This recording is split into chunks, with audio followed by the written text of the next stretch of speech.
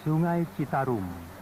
Dengan telah dibangunnya PLTA Jatiluhur dan Saguling dalam tahun-tahun yang lalu, daerah sepanjang aliran sungai terbesar di Jawa Barat ini telah menjadi salah satu pusat pembangkit tenaga listrik yang utama di Indonesia.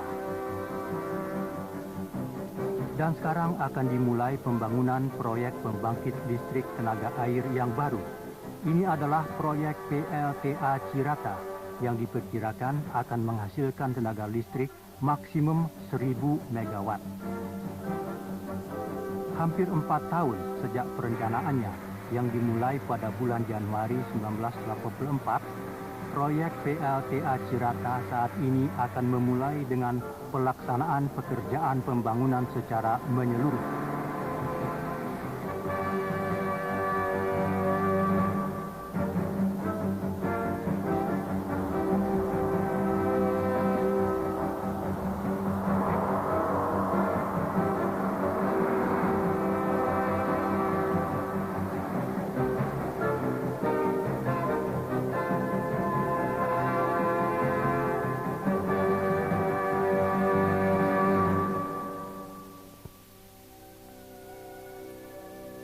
Pada tanggal 19 Mei 1984, proyek PLTA Cirata melangsungkan upacara peledakan tanah yang pertama.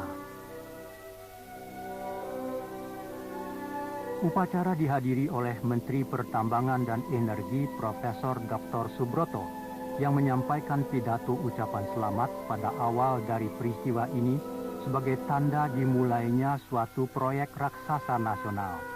Hadir pula pada upacara ini Wakil Gubernur Jawa Barat Insinyur Suhut Warnain dan Direktur Utama PLN Insinyur Sarjono. Peledakan dilaksanakan yang menandai dimulainya pekerjaan pembangunan proyek PLTA Cirata.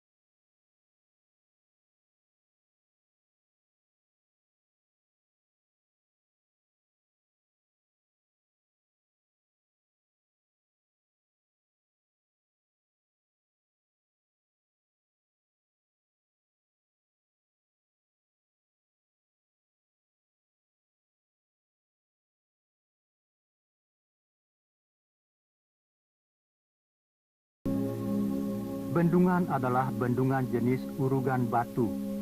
Untuk mengalihkan aliran sungai, sebuah cover dam dibangun di sebelah hilir dari bendungan.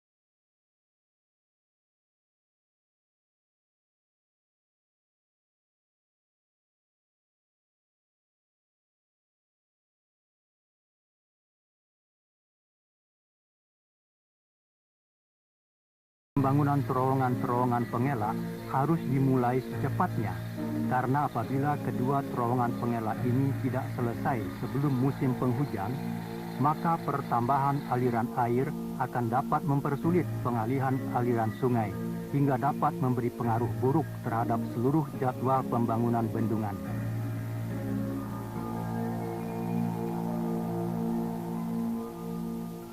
Di proyek PLTA Cirata, setelah bendungan selesai, sebagian dari terowongan pengelak di sebelah hilir akan dimanfaatkan untuk terowongan pelimpah. Terowongan-terowongan pengelak dibangun sedemikian rupa sehingga dapat dihubungkan kira-kira pada titik pertengahannya dengan saluran pelimpah berdiameter 10 meter yang dibangun miring. Terowongan pengelak yang dipergunakan selama pembangunan bendungan setelah bendungan selesai ditutup di pertengahannya. Kemudian sebagian dari terowongan-terowongan pengelak di sebelah hilir yang telah dihubungkan dengan terowongan miring saluran pelimpah akan terus berfungsi sebagai saluran keluar bangunan pelimpah dan akan mampu mengalirkan air maksimum 2.600 meter kubik per detik. Hal ini pasti sudah dipertimbangkan dari segi kelayakan dan ekonomi. Ini adalah titik hubung antara terowongan pelimpah dengan terowongan pengelak yang telah selesai. Dengan demikian, pekerjaan pembangunan terowongan pengelak sudah dapat diselesaikan sepenuhnya.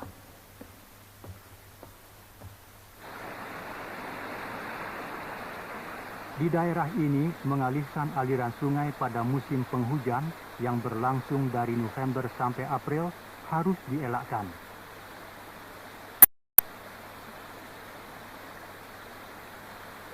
Pada tanggal 7 Oktober 1985, pengalihan aliran sungai dimulai. Hal ini adalah sangat menguntungkan karena tepat sebelum musim penghujan mulai. Upacara pengalihan aliran sungai diadakan untuk menandai tahap baru dalam proyek besar ini, dihadiri oleh Direktur Utama PLN Insinyur Sarjono.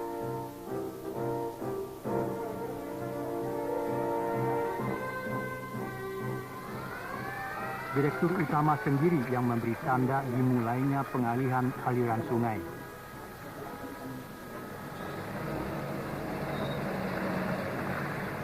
Batu yang diurukkan ke arah sungai dari kedua tepi mulai mengisi sungai yang semakin menyempit.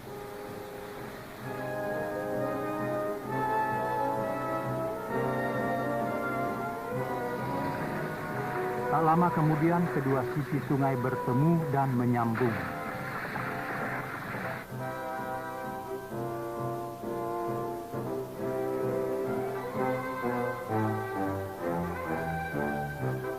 Sungai Citarum kini mengalir melalui aliran barunya, yaitu melalui terowongan pengelak. Dengan telah diselesaikannya pengalihan aliran sungai pada hari ini, maka pekerjaan pembangunan bendungan secara besar-besaran sudah dapat dimulai.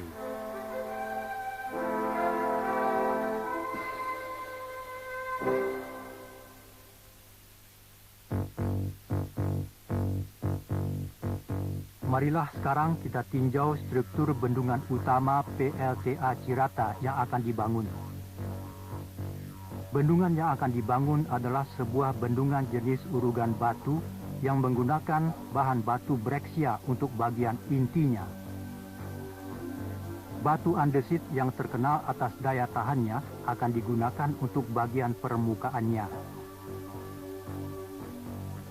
Suatu inti kedap air yang terdiri dari bahan tanah liat biasanya dibangun di bagian dalam dari bendungan urugan batu. Namun bagi bendungan Cirata, hal tersebut tidak dapat dilaksanakan karena bahan tanah liat yang memenuhi syarat tidak diperoleh di daerah dekat bendungan.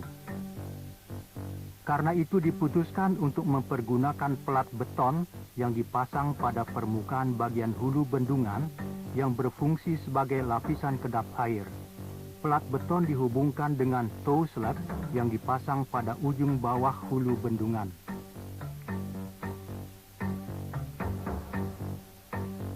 Sekarang marilah kita tinjau proses pembangunan bendungan utama.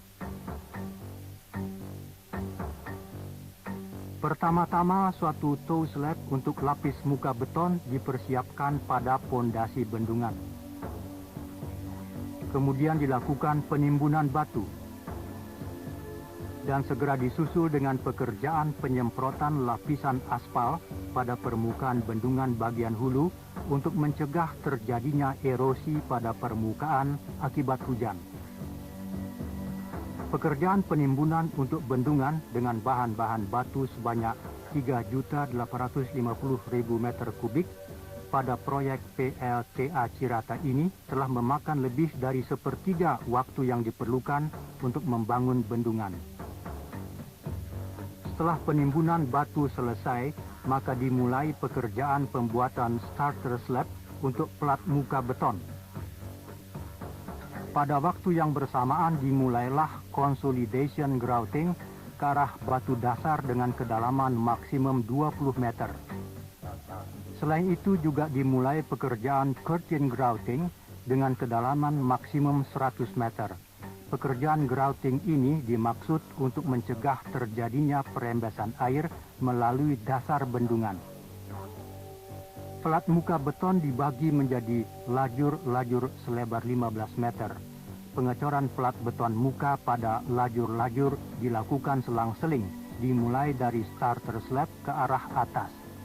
Dengan demikian, setelah pekerjaan pada salah satu lajur selesai, pengecoran beton akan dilanjutkan ke lajur kedua dari lajur yang baru saja dicor. Pengecoran plat muka beton dimulai dari tengah bendungan menuju ke arah kedua ujungnya.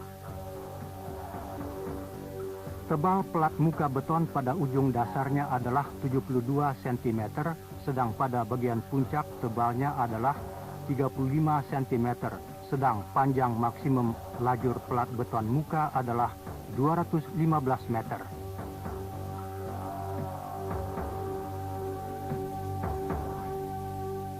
Terlihat cover dam telah selesai dibangun.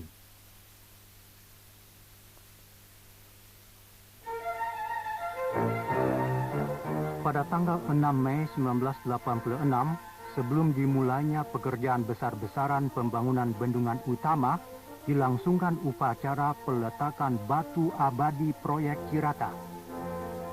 Pada upacara ini hadir Presiden Republik Indonesia Bapak Soeharto. Dalam kata sambutannya, Presiden mengatakan bahwa proyek Cirata dengan memanfaatkan sumber-sumber alam berupa tenaga air akan mengembangkan secara besar-besaran tenaga listrik untuk memenuhi kebutuhan tenaga listrik yang kian meningkat di Indonesia. Dengan demikian berarti bahwa sumbangan PLN terhadap pembangunan ekonomi nasional Indonesia akan sangat besar. Batu abadi telah ditandatangani oleh Presiden Soeharto.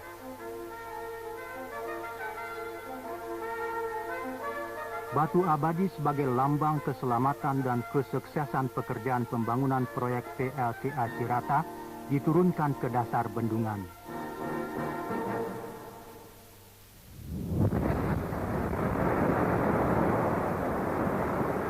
Peledakan dilakukan di daerah penambangan batu breksia untuk mendapatkan bahan urugan bendungan. Sebagian besar batu yang digunakan untuk bahan timbunan bendungan digali di sini. Alat-alat berat digunakan untuk mengangkat dan mengangkut batu untuk bendungan. Pekerjaan di daerah penambangan batu ini berlangsung terus sampai penimbunan batu di bendungan selesai.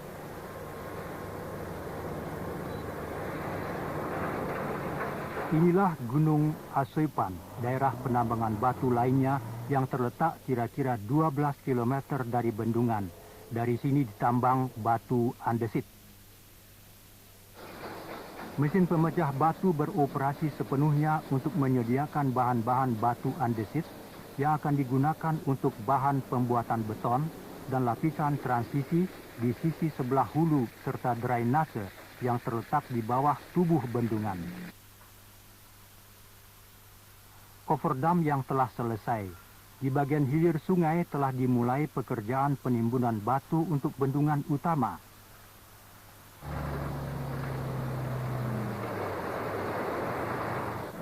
bahan urugan batu diangkut dan ditimbun di tempat-tempat yang telah ditetapkan menurut kualitas dan ukurannya.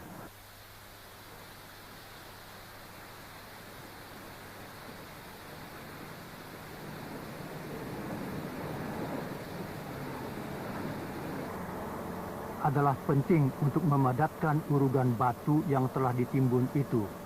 Untuk memadatkan permukaan horizontal maupun permukaan yang miring dari tubuh bendungan, dipergunakan vibratory roller. Dari hari ke hari, tubuh bendungan menjadi semakin tinggi.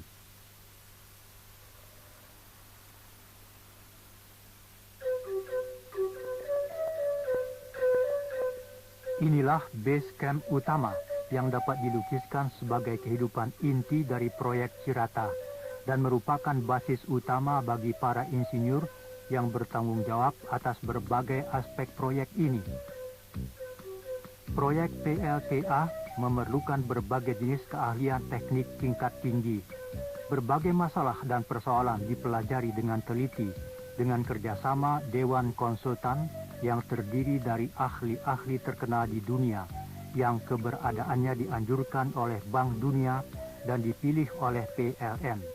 Terutama sekali berhubung pembangkit tenaga listriknya harus dibangun di bawah tanah, proyek ini menyangkut berbagai masalah penting, termasuk keperluan membangun sebuah ruangan besar.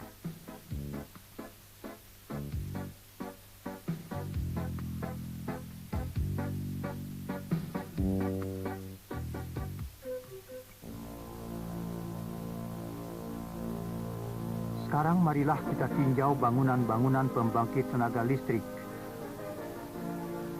Ini adalah gambaran lengkap dari bangunan-bangunan bawah tanah yang akan dibangun untuk pembangkit tenaga listrik. Sejumlah terowongan yang menyebar ke berbagai jurusan ini adalah terowongan kerja yang kemudian akan dipergunakan untuk terowongan ventilasi dan jalan untuk mengangkut alat-alat elektromekanik. Ruangan besar di bagian tengah akan digunakan untuk fasilitas-fasilitas pembangkit listrik. Dari seluruh gambar yang terlihat, bagian yang diberi warna menunjukkan tahap pertama yang saat ini sedang dilaksanakan pembangunannya. Sedang yang tidak berwarna adalah pembangunan tahap kedua yang pembangunannya akan dilaksanakan sesuai dengan kebutuhan listrik di Pulau Jawa. Ini adalah penampang melintang dari suatu ruangan yang sangat penting berupa bangunan bawah tanah. Bentuk ruangan seperti telur ini tingginya 49,5 meter dan lebarnya 35 meter. Luas penampang melintang lebih kurang 1.300 meter persegi yang cukup luas untuk diisi dengan sebuah gedung. Panjang ruangan ini adalah 253 meter dan volumenya adalah 320.000 meter kubik. Ruangan yang digali pada batu di bawah tanah ini adalah salah satu bangunan pembangkit listrik bawah tanah yang terbesar di dunia, ditinjau dari bentang lebar bersihnya. Ruangan ini dibangun jauh di bawah tanah, sehingga sudah barang tentu akan dipengaruhi oleh tekanan yang sangat besar dari batuan di atasnya. Maka dari itu bentuk ruangan ditetapkan sedemikian rupa sehingga pengaruh tekanan batuan tersebut dapat dibatasi hingga sekecil mungkin.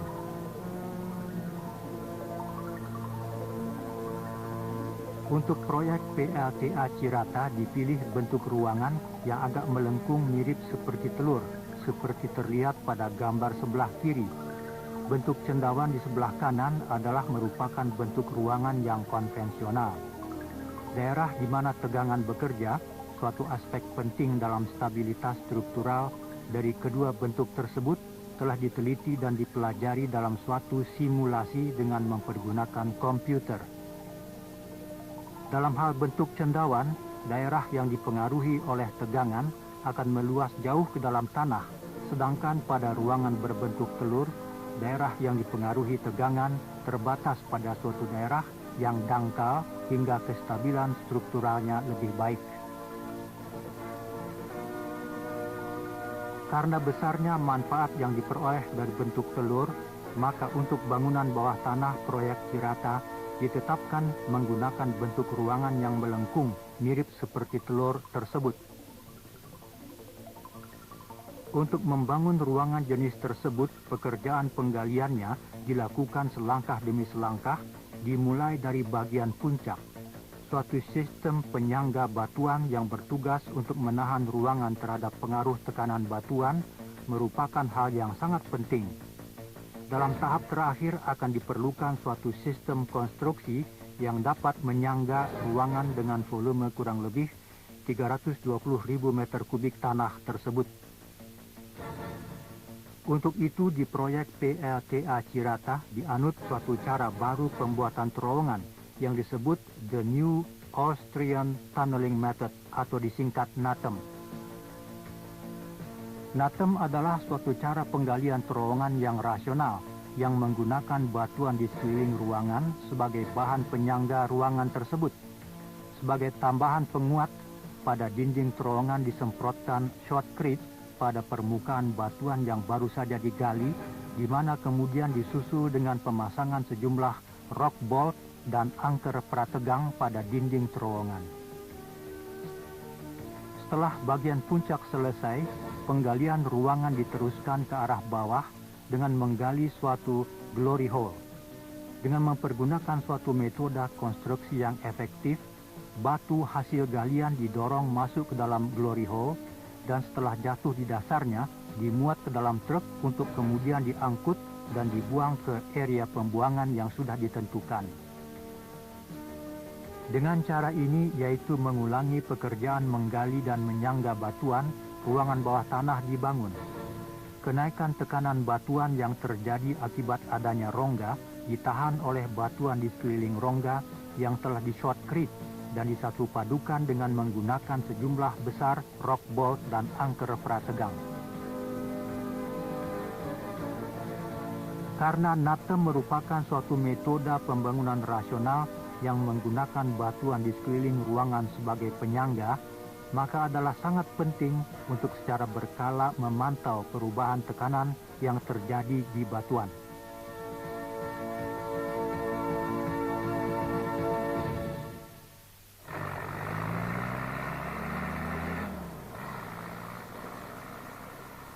Sebuah ruangan luas dibangun jauh di bawah tanah. Ruangan berbentuk setengah silinder ini adalah bagian puncak dari ruangan bawah tanah yang akan dipergunakan untuk rumah pembangkit PLTA Cirata. Pekerjaan penggalian secara penuh akan dimulai di bawah bagian ini.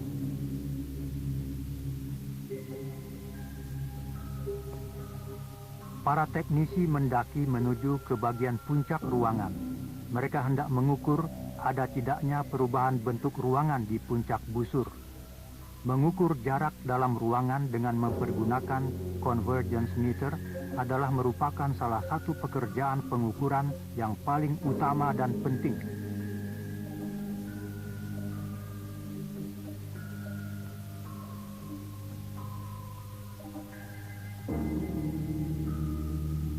Pekerjaan pengukuran tidak hanya terbatas pada mengukur permukaan ruangan saja. Ini adalah sebuah extensometer yang dipergunakan untuk mengukur perilaku batuan di sekeliling ruangan. Extensometer dipasang di dinding rongga galian. Menjelang selesainya pekerjaan penggalian, jumlah alat-alat pengukur yang dipasang mencapai 451 buah. Alat-alat pengukur ini dihubungkan dengan komputer yang terletak di dalam kamar pengukuran di samping ruangan bawah tanah yang akan dipergunakan sebagai rumah pembangkit. Data yang terkumpul akan dibawa ke kantor dan dianalisis dengan mempergunakan komputer. Ini adalah kamar komputer yang terletak di base camp utama. Data terbaru yang datang dari alat-alat pengukur dianalisis demi untuk keamanan penggalian selanjutnya maupun untuk mengevaluasi kestabilan ruangan bawah tanah setelah penggalian selesai seluruhnya. Ini adalah hasil analisis dari daerah pelepas tegangan sesuai dengan tahapan pekerjaan penggalian.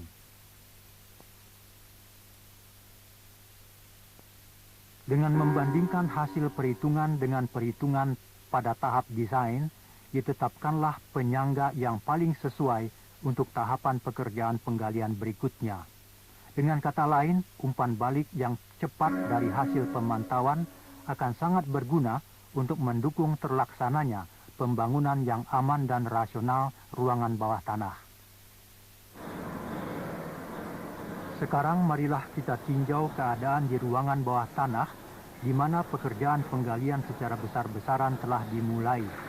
Di sini serangkaian pekerjaan dilaksanakan secara sistematis di bawah suatu pengelolaan yang menyeluruh. Tumpukan hasil pekerjaan penggalian didorong masuk ke dalam glory hole dan jatuh ke dasarnya. Tumpukan yang berasal dari glory hole dimuat ke dalam truk dan diangkut keluar untuk dibuang ke tempat yang sudah disediakan.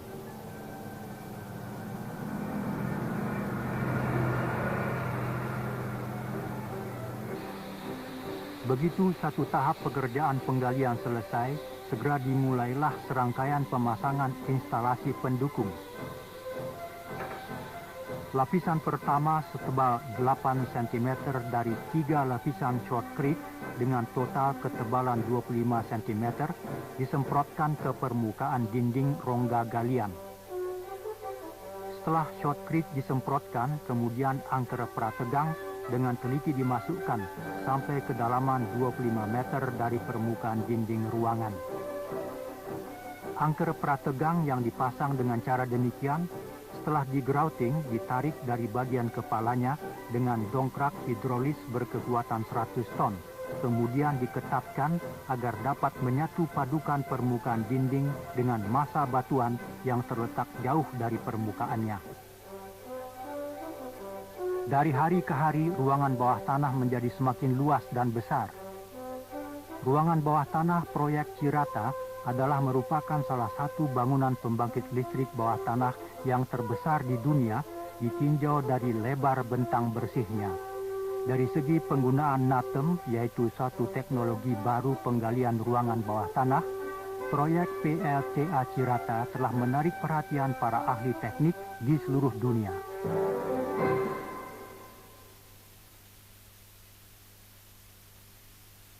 Di proyek PLTA Cirata tidak hanya rumah pembangkit listriknya saja yang akan dibangun di bawah tanah, tapi juga seluruh saluran airnya. Salah satu pekerjaan lain yang menarik dan mempunyai ciri khusus adalah pembangunan penstock yang kemiringannya sangat besar.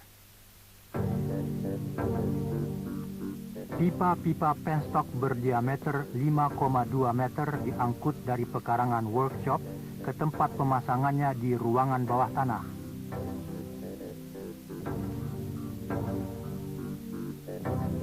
Kemiringan 50 derajat, pipa-pipa baja diletakkan di atas kereta dan perlahan-lahan diturunkan melalui lubang yang sangat curam, kemudian disambung dengan pipa yang telah terpasang dari arah bawah ke atas mempergunakan las listrik.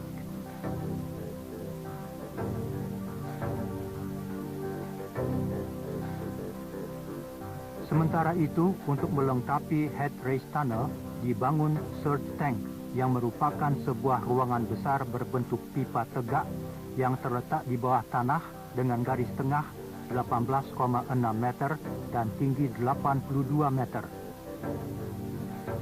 Bila terjadi keterlambatan penyelesaian pekerjaan bangunan dan fasilitas utama dari waktu yang telah ditentukan, maka hal ini akan memberi pengaruh buruk terhadap penyelesaian proyek secara keseluruhan. Oleh karena itu, pengawasan dan kontrol terhadap jalannya pembangunan adalah merupakan hal yang sangat penting. Secara teratur, para teknisi dari berbagai bagian maupun kepala proyek bertemu untuk membahas pekerjaan yang sedang dilaksanakan. Tugas utama yang dihadapi saat ini adalah pekerjaan pembuatan pelat muka beton bendungan utama. Pekerjaan permulaan pembuatan pelat muka beton bendungan utama adalah merupakan pekerjaan terakhir dari proyek PLTA Cirata yang penting dan sulit. Pekerjaan ini adalah merupakan pekerjaan pertama kali yang pernah dilaksanakan di Indonesia. Luas total plat muka beton dalam proyek ini adalah sangat besar, yaitu kurang lebih 50.000 meter persegi. Sebelum melaksanakan pekerjaan pembuatan plat muka beton, batang-batang baja penguat ukuran diameter 25-32 mm dipasang dalam bentuk anyaman jarak 20 cm. Tantangan yang dihadapi untuk melaksanakan pekerjaan tersebut ialah bagaimana cara mengecor beton secara terus-menerus pada permukaan bendungan yang miring, mengingat volume beton yang harus dicor adalah besar sekali. Untuk itu, alat-alat yang dipergunakan untuk membuat plat muka beton, terutama pada daerah permukaan yang miring, telah diselidiki, dipersiapkan, dan dikembangkan dengan sebaik-baiknya, hingga dapat diterapkan dengan sebaik-baiknya pada semua tahap pekerjaan, mulai dari pemasangan batang penguat sampai penyelesaian plat beton. Para pekerja sedang melaksanakan pekerjaan pembuatan plat muka beton pada bendungan utama. Untuk melindungi dan mematangkan permukaan plat beton, segera setelah pengecoran selesai, segera dilaksanakan penyemprotan dengan emulsi. Slip form, alat untuk mengecor plat muka beton, bergerak dari bawah ke atas terus-menerus dengan kecepatan 3 meter setiap jam, bersamaan dengan pekerjaan penuangan beton. Dengan demikian, para pekerja harus tetap bertugas secara bergilir, meneruskan pekerjaan di satu jalur tanpa berhenti, hingga tidak terdapat sambungan dingin pada lapisan dalam plat muka beton. Satu jalur plat muka beton lebar 15 meter dapat diselesaikan dalam waktu maksimum 3 hari. Tugas penting lainnya adalah menyirami permukaan beton dengan air guna menghindarkan terjadinya retak-retak pada plat muka beton. Pemasangan beton dengan sempurna adalah merupakan suatu tugas penting di daerah-daerah tropis. Penyiraman air dilakukan terus-menerus sampai waduk digenangi. Dengan selesainya pekerjaan plat muka beton, maka pekerjaan bagian utama pembangunan bendungan juga berakhir.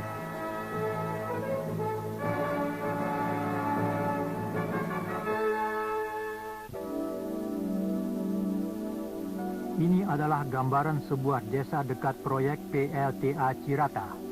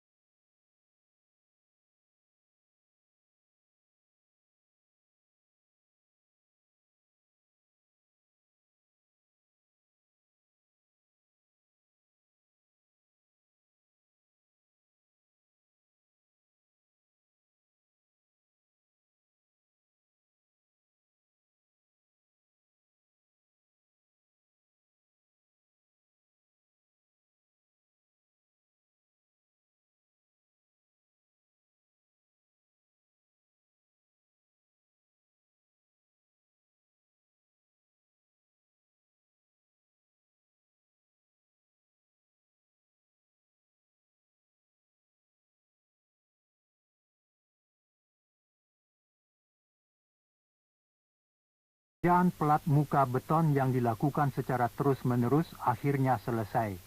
Tubuh bendungan yang berwarna putih berdiri dengan megah di tengah-tengah kehijauan lembah Cirata.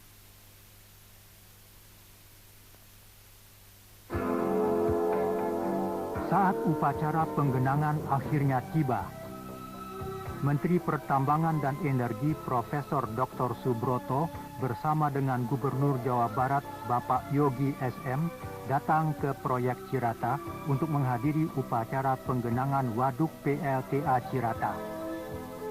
Tepat di muka di bawah tempat upacara ini terdapat pintu masuk terowongan pengelak.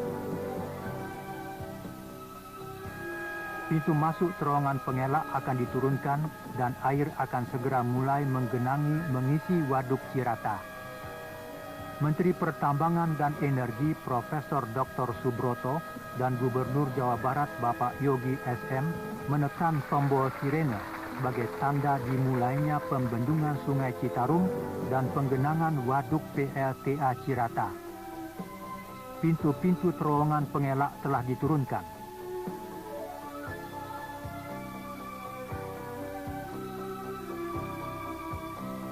Pembendungan Sungai Citarum akibat adanya bendungan Cirata yang menandai tahap terakhir pekerjaan pembangunan PLTA Cirata adalah merupakan saat yang membuat semua karyawan yang terlibat dalam pembangunan proyek PLTA Cirata diliputi perasaan haru bercampur gembira.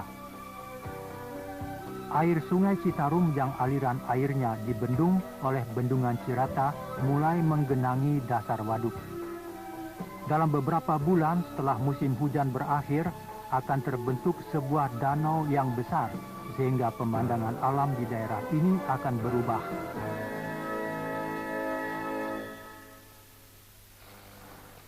Sementara itu, di dalam ruangan yang luas di bawah tanah, sedang dilakukan pekerjaan pemasangan sebuah rumah siput berdiameter 12 meter yang akan mengalirkan 135 meter kubik air per detik untuk memutar turbin dan menghasilkan tenaga listrik.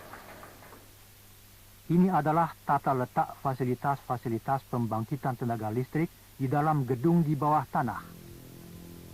Air mengalir dari terowongan headrace ke penstock dan dengan tinggi jatuh efektif 112,5 meter melalui katup lubang masuk akan memutar turbin Francis dengan output 129,6 megawatt dan generator berkapasitas 140 megavolt ampere. Setiap generator akan membangkitkan tenaga listrik sebesar 125 megawatt. Dalam tahap pertama akan dipasang 4 unit pembangkit yang akan menghasilkan tenaga listrik maksimum sebesar 500 megawatt. Dalam tahap kedua di dalam gedung bawah tanah akan dipasang 4 unit pembangkit lagi, sehingga keseluruhan unit yang dipasang akan menjadi sebanyak 8 buah yang dapat menyediakan tenaga listrik sebesar maksimum 1000 megawatt. Sekarang pemasangan alat-alat pembangkit listrik sudah siap. Ini adalah pekerjaan perakitan rotor pada generator-generator pembangkit listrik berdiameter 7,5 meter dengan berat 33 ton. Tenaga listrik yang dihasilkan dalam gedung pembangkit listrik bawah tanah disalurkan ke transformator utama yang terletak di luar gedung sentral di permukaan tanah. Tegangan generator sebesar 16,5 kV ditingkatkan oleh transformator utama menjadi 500 kV. Setelah itu, tenaga listrik yang dihasilkan akan disalurkan ke saluran udara tegangan ekstra tinggi melalui gardu induk Cilangkap yang terletak di seberang Sungai Citarum. Pekerjaan mendirikan perlengkapan pelataran hubung sudah hampir selesai. Turbin dan generator listrik di dalam gedung pembangkit listrik bawah tanah akan dioperasikan dari ruang kontrol di dalam gedung di pelataran hubung ini.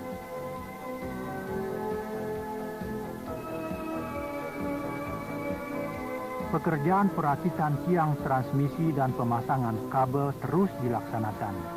Tenaga listrik yang dihasilkan proyek PLTA Cirata ini akan disalurkan dengan saluran udara ekstra tinggi 500 kV ke pelataran hubung Saguling untuk selanjutnya diteruskan ke Bandung, Jakarta, dan seluruh Pulau Jawa. Aliran air Sungai Citarum telah dibendung dan pada waktu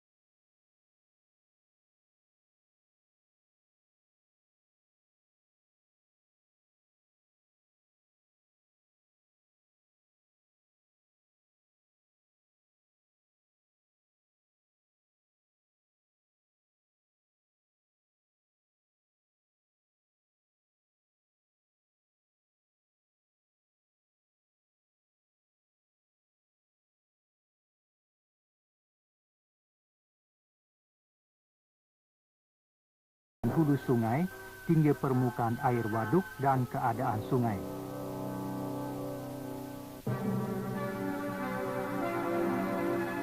Keadaan proyek PLTA Cirata pada saat penyelesaiannya pada tanggal 23 Mei 1989.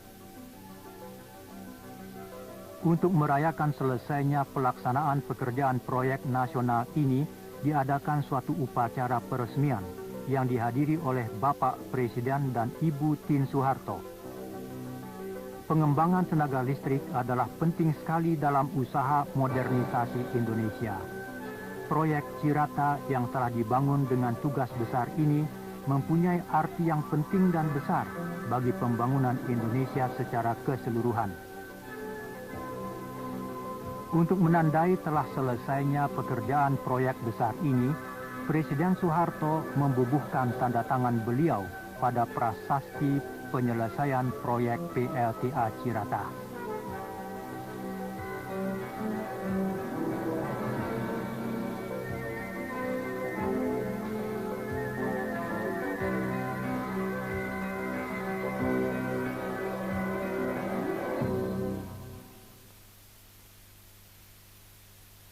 Aliran sungai telah dibendung oleh bendungan, pintu bangunan pelimpah dibuka, dan percobaan melepaskan air dilakukan.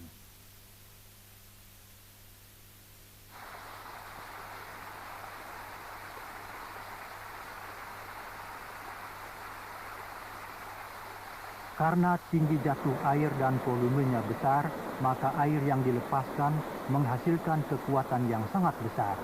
Tetapi karena adanya aerator yang bekerja dengan efektif, maka erosi di daerah hilir sungai dapat dibatasi sekecil mungkin. Sekarang aliran air sudah hampir mencapai pintu pengambilan. Pintu pengambilan air untuk pembangkit listrik dibuka. Air mengalir melalui pintu pengambilan dan mengalir menuju ke arah gedung pembangkit listrik.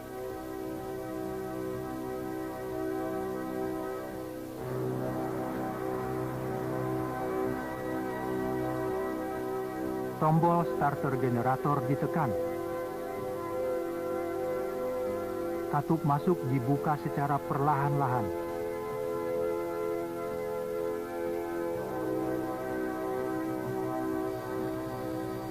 Poros turbin raksasa berdiameter 970 mm mulai berputar.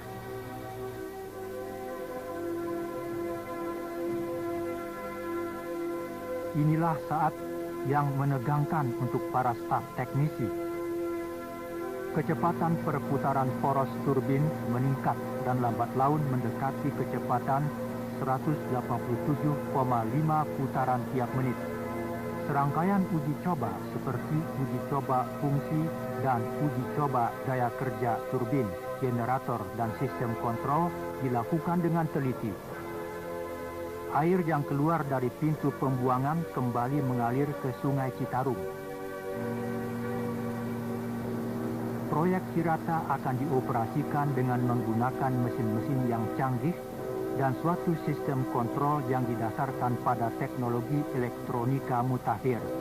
Uji coba pengoperasian selama 8 bulan telah dilaksanakan untuk memastikan kemampuan mesin-mesin itu.